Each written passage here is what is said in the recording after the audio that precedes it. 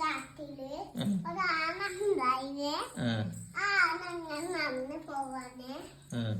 ഒരു ദിവസം അത് വലിയ പുലി ഉണ്ടായിനെ. ആ പുലി ആനനെ കടിക്കാൻ വന്നിട്ടോ. എന്നിട്ട് ആന കഴിഞ്ഞിട്ടോ. പെട്ടെന്ന് ഒരു കുഞ്ഞു പുലി വന്ന്. ആ കുഞ്ഞു പുലിക്ക് അച്ഛനുണ്ട്, അമ്മണ്ട്, എല്ലാരും ഉണ്ട്.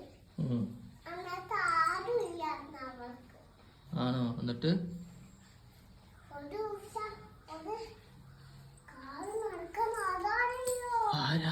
ഡൈനോസറ്. അയ്യോ.